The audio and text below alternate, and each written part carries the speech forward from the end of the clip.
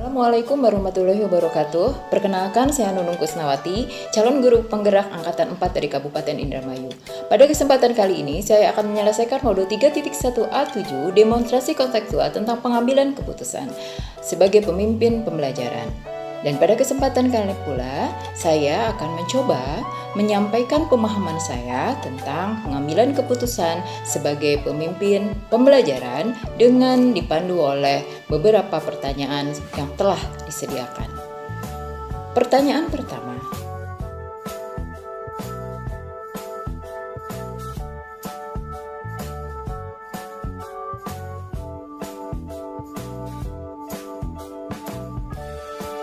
Pemimpin pembelajaran, maka saya akan berusaha untuk mentransfer apa yang telah saya peroleh di pendidikan calon guru penggerak kepada rekan-rekan sejawat saya di sekolah saya, yaitu di SMA 1 Kerangkeng.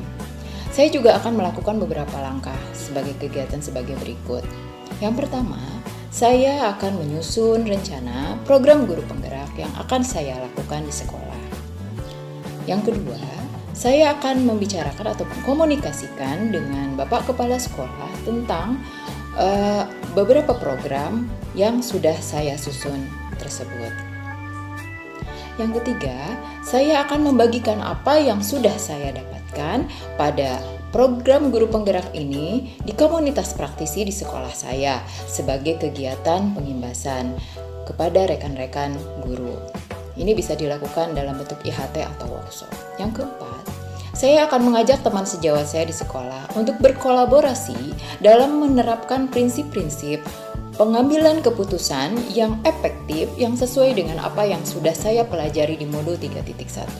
Bahwasanya ketika kita berada dalam situasi dilema etika, maka kita bisa mengambil keputusan dengan melakukan beberapa langkah, dengan menentukan paradigma dilema etika, menentukan prinsip dilema etika, dan melakukan 9 langkah dalam pengambilan keputusan. Selanjutnya, pertanyaan yang kedua.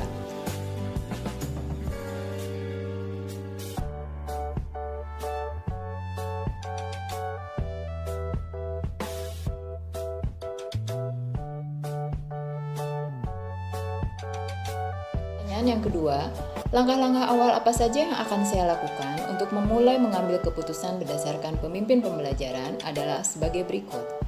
Yang pertama, saya akan terlebih dahulu menganalisa dan menentukan apakah masalah yang saya hadapi termasuk ke dalam dilema etika atau bujukan moral. Kemudian yang kedua, saya menentukan paradigma apa yang ada pada permasalahan tersebut. Paradigma yang terjadi pada situasi dilema etika bisa dikategorikan sebagai berikut, ada 4. Yang pertama adalah individu lawan masyarakat atau individual versus community. Kemudian rasa keadilan lawan rasa kasihan atau justice versus mercy. Yang ketiga adalah kebenaran lawan kesetiaan atau truth versus loyalty. Dan yang keempat adalah jangka pendek melawan jangka panjang atau short term versus long term. Dan yang ketiga, saya akan menentukan prinsip apa yang digunakan dalam pengambilan keputusan. Dan prinsip-prinsip yang dimaksud itu ada 3, yaitu berpikir berbasis hasil atau end-based thinking. Yang kedua adalah prinsip berpikir berbasis rasa peduli atau care-based thinking. Dan yang ketiga adalah prinsip berpikir berbasis peraturan atau rule-based thinking. Yang keempat, saya akan menguji keputusan tersebut dengan mengambil 9 langkah pengambilan dan pengujian keputusan. Langkah-langkahnya adalah sebagai berikut. Yang pertama adalah menentukan nilai-nilai yang bertentangan pada permasalahan yang sedang dihadapi. Yang kedua, menentukan siapa saja yang terlibat dalam situasi tersebut. Yang ketiga, menentukan fakta-fakta apa yang relevan yang ada pada situasi tersebut. Keempat, pengujian benar lawan salah dalam situasi tersebut. Dan di sini ada 5 uji. Yang pertama, uji legal, yaitu menentukan apakah ada aspek pelanggaran hukum yang ada dalam situasi ini. Kemudian yang kedua, melakukan uji regulasi, yaitu menentukan apakah ada pelanggaran peraturan atau kode etik profesi dalam kasus tersebut. Kemudian yang ketiga, melakukan uji intuisi, yaitu menentukan apakah ada yang salah dalam situasi tersebut berdasarkan perasaan yang kita miliki. Kemudian yang keempat, melakukan uji publikasi, yaitu menguji perasaan apabila keputusan yang diambil itu dipublikasikan di halaman depan koran. Yang keempat, melakukan uji panutan atau idola, yaitu menentukan keputusan apa yang akan diambil oleh panutan atau idola ketika berada dalam situasi yang sama. Kemudian yang kelima adalah pengujian paradigma benar lawan benar, yaitu ada 4 seperti yang sudah disampaikan tadi. Kemudian yang keenam, melakukan prinsip resolusi, tadi sudah diceritakan ada 3 prinsip. Kemudian membuat opsi trilema, kemudian membuat keputusan, kemudian yang terakhir adalah lihat lagi dan refleksi keputusan tersebut.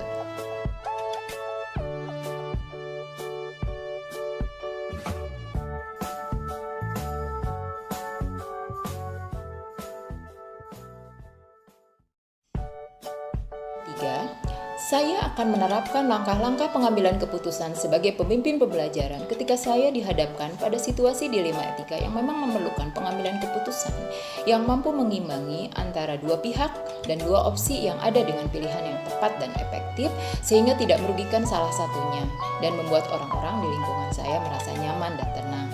Jika hari ini, besok, minggu depan, ataupun hari-hari selanjutnya saya dihadapkan dengan masalah yang dilema etika, maka saya akan menerapkan langkah-langkah pengambilan keputusan berdasarkan 4 paradigma dilema etika, 3 prinsip dilema etika, dan 9 langkah pengambilan keputusan. Harapan saya tentunya ketika saya dihadapkan pada situasi dilema etika, saya dapat melakukan pengambilan keputusan dengan menerapkan langkah-langkah pengambilan keputusan berdasarkan apa yang sudah saya pelajari di modul 3.1.